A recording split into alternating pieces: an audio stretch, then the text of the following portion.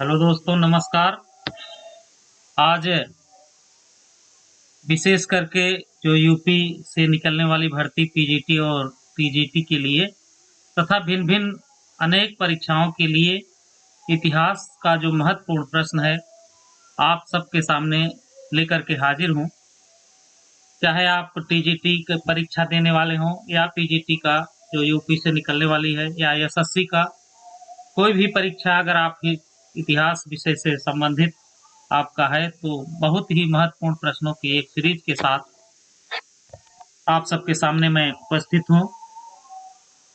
बहुत ही महत्वपूर्ण टॉपिक है बौद्ध धर्म। तो आप सबसे पहले चैनल को सब्सक्राइब कर लीजिए ताकि जितना भी वीडियो डाला जाए आपके पास पहुंचता रहे, और चैनल को साथ में लाइक भी करें और शेयर भी करें।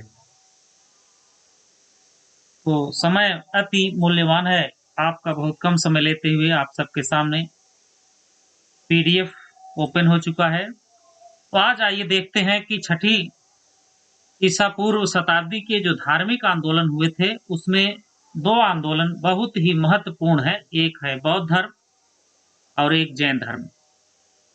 तो छठी शताब्दी ईसा पूर्व में मध्य गंगा की घाटी में अनेक धार्मिक संप्रदायों का उदय हुआ। आप जानते हैं, जिसमें लगभग 62 संप्रदायों के बारे में हमें जानकारी प्राप्त हुई है। इन 62 संप्रदायों में एक जैन है और दूसरा बौद्ध धर्म है। तो आइए शुरुआत करते हैं बौद्ध धर्म से। बौद्ध धर्म के जो संस्थापक थे गौतम बुद्ध थे। गौतम बुद्ध तो बाद में हुए, पहले उनका नाम सिद्धार्थ था। तो एक एक बिंदु पर आप विचार करते जाएं। सबसे पहले गौतम बुद्ध के एक सामान्य परिचय में बौद्ध धर्म के प्रवर्तक का नाम पूछता है। तो बौद्ध धर्म के प्रवर्तक महात्मा बुद्ध थे। इनका जो जन्म था वह नेपाल की तराई में स्थित कपिलवस्तु में लुम्बिनी गांव में शाक्य क्षत्रिय कुल में 563 ईसा पूर्व में हुआ था। तो इसमें जो महत्वपूर्ण चीजें हैं, एक तो आपको लुम्बिनी गांव ये याद रखना है, और जो कुल इनका जो वंश था शाक्य वंश में ये पैदा हुए, और इनका जो जन्म था नेपाल की तराई में, स्थान है वो कपिलवस्तु और गांव का नाम है लुम्बिनी। तो लुम्बिनी गांव में शाक्य क्षत्रिय कुल में 563 ईसा पूर्व में हुआ था। फिर आगे बढ़ते हैं और देखते हैं कि इनकी माता का नाम महामाया था। ये आपको याद रखना है, इनकी माता का नाम महामाया और पिता का नाम शुद्धोधन था। और जन्म के 7वें दिन उनकी माता का देहांत हो गया, और सिद्धार्थ का जो पालन पोषण किया था उनकी मौसी ने किया था, और मौसी का नाम याद रखेंगे आप, प्रजापति गौतमी। प्रजापति गौतमी के बारे में आप आगे देखेंगे कि प्रजापति गौतमी जो थी, इनकी जो मौसी थी, मां के देहांत के बाद प्रजापति गौतमी ने ही इनका पालन पोषण किया था। और सबसे पहले जो उपदेश दिया था प्रजापति गौतमी को ही दिया था। अगर स्त्री को उन्होंने उपदेश दिया तो सर्वप्रथम अपना उपदेश प्रजापति गौतमी को दिया था। और बहुत आग्रह आनंद के कहने पर, आनंद उनका जो बहुत ही सन्निकट शिष्य था, आनंद के कहने पर प्रजापति गौतमी जो इनकी मौसी थी उनको बौद्ध धर्म में शामिल किया था। तो अगर आपसे पूछता है कि सबसे पहले जो स्त्री को किसी को दिया था, बौद्ध धर्म में स्वीकारा था, तो वो प्रजापति गौतमी। फिर आगे बढ़ते हैं। 16 वर्ष की अवस्था में सिद्धार्थ का विवाह हुआ। इनका मन घर संसार में तो नहीं लगता था। शाक्य कुल की कन्या यशोधरा के साथ इनका जो विवाह हुआ था 16 वर्ष की अवस्था में हुआ था। बौद्ध ग्रंथों में जो अन्य नाम दिया गया है इनकी पत्नी का, जिनके साथ विवाह हुआ था 16 वर्ष की अवस्था में, वो है बिंबा, गोपा, भतकछना। ये 3 नाम आप याद रखेंगे। ये जो यशोधरा के साथ जो विवाह हुआ था, उसी यशोधरा का अन्य नाम बौद्ध ग्रंथों में बिंबा, गोपा और भतकछना मिलता है। सिद्धार्थ से यशोधरा को एक पुत्र भी हुआ था जिसका नाम राहुल था। सभी लोग जानते हैं सांसारिक समस्याओं से दुखी होकर के सिद्धार्थ ने 29 वर्ष की अवस्था में, अब इसमें आपको याद रखना है कि 29 वर्ष की अवस्था में गृह का त्याग किया था। 29 वर्ष की अवस्था में सिद्धार्थ ने गृह का त्याग किया था और इस त्याग को बौद्ध धर्म में एक नाम बहुत ही महत्वपूर्ण है, महाभिनिष्क्रमण। तो 3 चीजें इसमें आपको ये याद रखना है। जो गृह का त्याग किया था, कितने वर्ष में किया था? 29 वर्ष में। और एक 16 वर्ष की अवस्था में इनका विवाह हुआ था। किसके साथ हुआ था? यशोधरा के साथ हुआ था। यशोधरा का अन्य नाम गोपा, भतकछना और बिंबा मिलता है। और सिद्धार्थ को एक पुत्र भी प्राप्त हुआ था जिसका नाम राहुल है। और दूसरी चीजें आपको याद रखनी है कि 29 वर्ष की अवस्था में घर का त्याग किया था और इसी घर के त्याग को ही बौद्ध धर्म में महाभिनिष्क्रमण कहा जाता है। ये कभी-कभी परीक्षा में पूछा जाता है कि सिद्धार्थ का महाभिनिष्क्रमण क्या कहलाता है? तो जो त्याग है बौद्ध धर्म में ये दिया गया कि जो 29 वर्ष की अवस्था में घर का त्याग किया था, उसी घर के त्याग को या गृह त्याग को ही महाभिनिष्क्रमण कहते हैं। तो ये चीज आपको याद रखना है, महाभिनिष्क्रमण। आगे बढ़ते हैं। गृह त्याग के बाद सिद्धार्थ, ये चीज आपको याद रखना है। गृह त्याग के बाद सिद्धार्थ जिस नदी पर अपना मुड़वाए थे सिर को और भिक्षुओं जैसा वस्त्र धारण किया था, वो नदी का नाम है अनोमा। ये चीजें आपको याद रखना है। अनोमा नदी के किनारे इन्होंने अपना सिर मुड़वाया था और भिक्षुओं का जैसा वस्त्र धारण किया था। फिर एक आपको ये याद रखना है किस नदी के तट पर इन्होंने अपना सिर मुड़वाया था, तो याद रखें अनोमा नदी के तट पर। आगे है 7 वर्ष तक वे ज्ञान की खोज में इधर उधर भटकते रहे और सबसे पहले वैशाली के समीप, वैशाली आप जानते हैं बिहार का एक जिला आज भी है।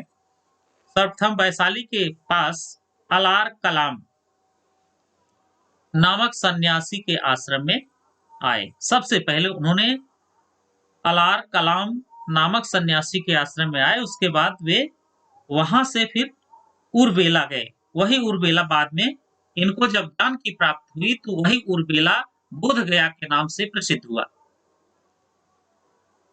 तो बोध गया के लिए वहां से प्रस्थान किए। अब जब ये बोध गया जाते हैं या उर्वेला जाते हैं तो वहां उनको 5 साधु और मिले जिन्हें काउडिंग ऋषि के नाम से जाने जाते थे। वहां 5 साधक और उपस्थित थे पहले से ही, और ये 6वां साधक बाद में गए। तो वहां उन्होंने क्या किया?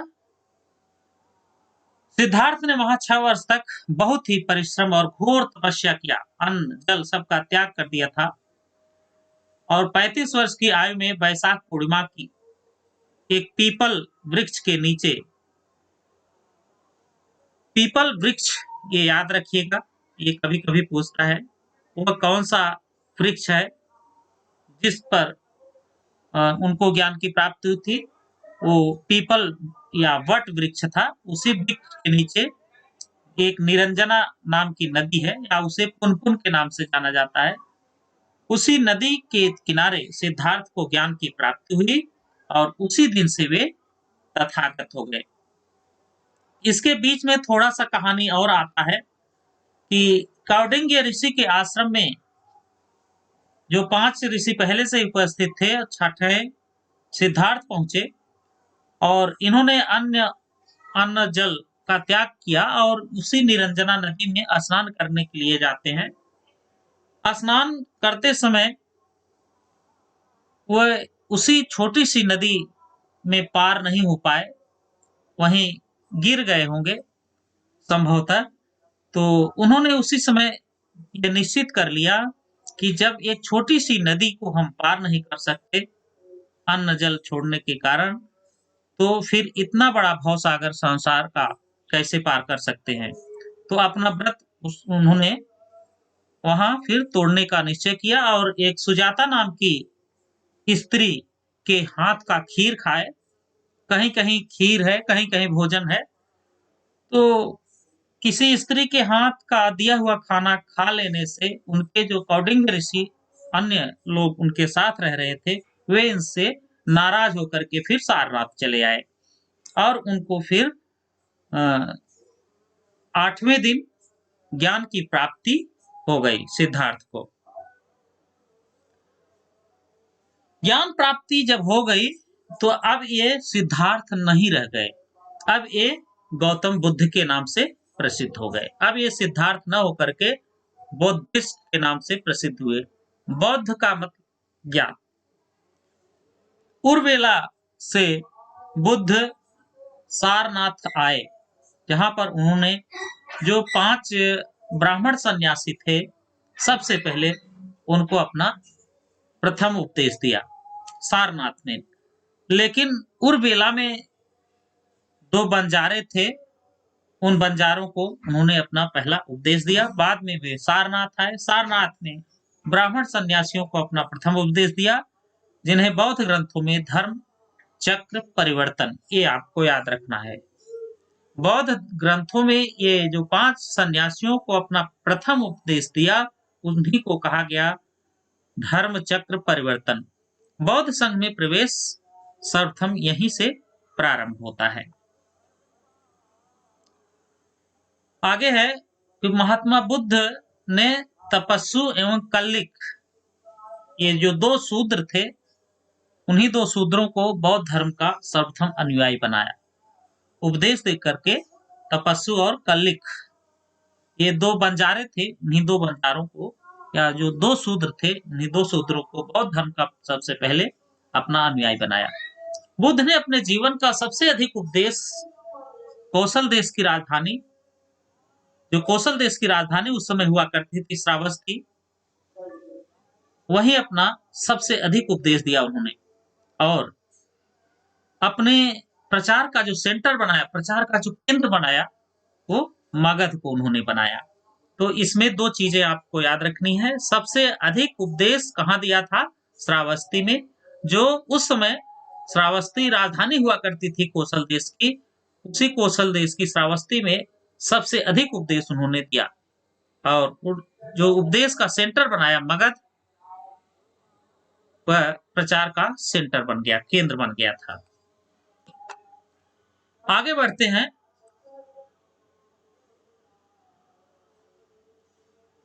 बुद्ध के प्रसिद्ध अनुयायी शासकों में कौन कौन से थे, नाम कभी कभी पूछता है। जो प्रसिद्ध अनुयायी थे, इनको फॉलोअर्स थे, इनकी बातों को मानने वाले थे, उस समय का शासक बिंबिसार, प्रसेनजित और उदयन था। बुद्ध के प्रधान शिष्य उपाली और आनंद थे, ये इनके प्रमुख शिष्यों में से थे, उपाली और आनंद। सारनाथ में ही बौद्ध संघ की स्थापना हुई। अब ये बातें आपको याद रखना है, बौद्ध संघ की स्थापना किस जगह हुई? सारनाथ में। और बुद्ध के प्रमुख शिष्यों में उपाली और आनंद, ये प्रमुख शिष्य थे। महात्मा बुद्ध अपने जीवन के अंतिम पड़ाव में हिरण्यवती नदी के किनारे स्थित कुशीनारा गए और वहां पर 483 ईसा पूर्व में 80 वर्ष की अवस्था में इनकी मृत्यु हो जाती है।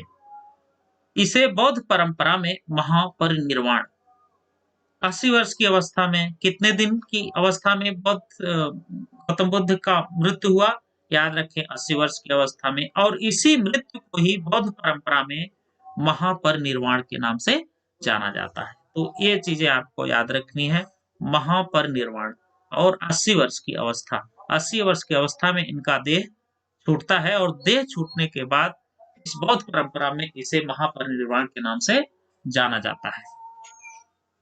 आगे बढ़ते हैं। मृत्यु के पहले उन्होंने कुशीनारा के जो परिव्राजक थे सुबक्षु, उनको अपना अंतिम उपदेश दिया। कभी-कभी पूछता है कि अपना अंतिम उपदेश किसको दिया? तो सुभच्छ को उन्होंने अपना अंतिम उपदेश दिया। और महापरिनिर्वाण के बाद बुद्ध के अवशेषों को कितने भागों में विभाजित किया गया था?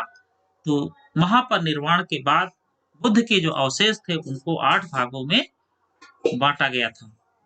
ये बौद्ध धर्म से संबंधित गौतम बुद्ध के विषय में सामान्य जानकारी आपको नोट कर लेना है। फिर आगे बढ़ते हैं, बौद्ध धर्म की शिक्षाएं क्या थी और उनके सिद्धांत क्या थे। बौद्ध धर्म के जो सिद्धांत हैं वो 3 हैं। बौद्ध धर्म के 3 रत्न हैं, बुद्ध, धम्म, संघ, और 4 आर्य सत्य हैं। इसके मूल आधार हैं। पहला है दुख, दूसरा दुख समुदाय, तीसरा दुख निरोध, चौथा दुख निरोध गामिनी या इसे प्रतिपदा कहते हैं, या दुख से छुटकारा का मार्ग अर्थात अष्टांगिक मार्ग। बौद्ध धर्म के मूलाधार 4 आर्य सत्य हैं। दुख है माने संसार दुख है, जो सुख नजर आता है वह दुखी ही है अंत में, या जो सुख देने वाली चीज है अतिशयोक्त कर देने पर वह दुख ही है, अर्थात जो सुख है वह दुख ही है, सुख नहीं है। फिर दुख का समुदाय है, दुख का निरोध किया जा सकता है, उसको दूर किया जा सकता है, उसको रोका जा सकता है। और दुख निरोध का जो रास्ता है, निवारक मार्ग, वह अष्टांगिक मार्ग है। अष्टांगिक मार्ग का प्रयोग करके दुख से छुटकारा पाया जा सकता है।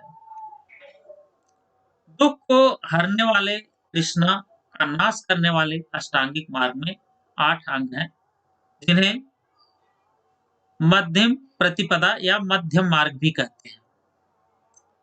अष्टांगिक मार्ग के 3 भाग हैं, एक प्रज्ञा है, एक शील है और एक समाधि है।